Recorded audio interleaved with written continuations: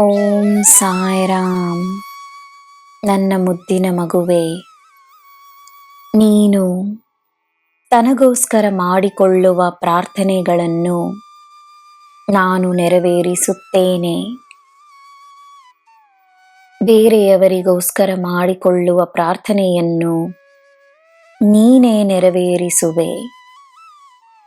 ಅದೇ ನಿನ್ನ ಶಕ್ತಿ, ಅದೇ ಪ್ರಾರ್ಥನೆಯ ಶಕ್ತಿ. ನಿನ್ನಲ್ಲಿರುವ ಶಕ್ತಿಯನ್ನು ನಂಬುವವರು ನಿನ್ನಲ್ಲಿ ತಮ್ಮ ದೇವರನ್ನು ಕಾಣುತ್ತಾರೆ. ದೇವರಾಗಿ ಕಾಣಿಸುವ ವ್ಯಕ್ತಿ ನಿಜವಾಗಿಯೂ ಈ ಭೂಮಿಗೆ ದೇವರ ವರಪ್ರಸಾದವೇ ಆಗಿರುತ್ತಾನೆ.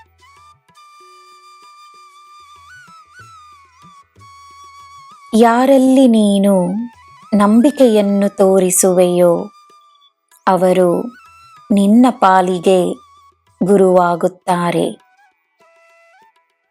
ನಿನ್ನ ಜೀವನದಲ್ಲಿ ಗುರುವಿನ ಸ್ಥಾನದಲ್ಲಿರುವ ವ್ಯಕ್ತಿಗಳಿಗೋಸ್ಕರ ದಿನವೂ ಒಂದು ಪ್ರಾರ್ಥನೆಯನ್ನು ಮಾಡು. ನಿನ್ನ ಪ್ರಾರ್ಥನೆ ಅವರ ಜೀವನದಲ್ಲಿ, ಅವರ ಮನಸ್ಸಿನಲ್ಲಿ ಸಂತೋಷ ಮತ್ತು ನೆಮ್ಮದಿಯನ್ನು ತರುತ್ತದೆ ಎಂದು ನಂಬು.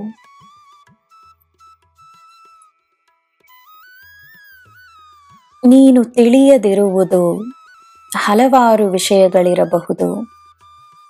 ಆದರೆ ನಿನಗೆ ಏನು ತಿಳಿದಿರಬೇಕೋ ನಿನ್ನಲ್ಲಿ ಆ ಜ್ಞಾನ ಸದಾ ಇರುತ್ತದೆ.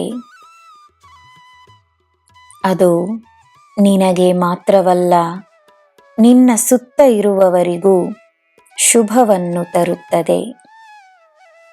ಜ್ಞಾನದಿಂದ ನೀನು ವಂಚಿತವಲ್ಲ.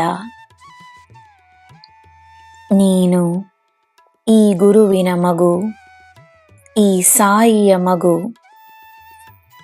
ಜೀವನ ನಿನಗೆ ಏನು ನೀಡಬೇಕೋ ನೀಡುತ್ತದೆ.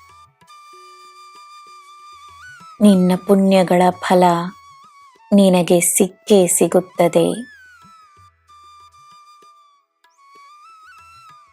ನನ್ನ ಮಗುವೇ, ದಿನವೂ ನೀನು ಅನುಭವಿಸುವುದು ನನ್ನ ರಕ್ಷಣೆ, ನನ್ನ ಪ್ರೀತಿಯೇ ಆಗಿದೆ.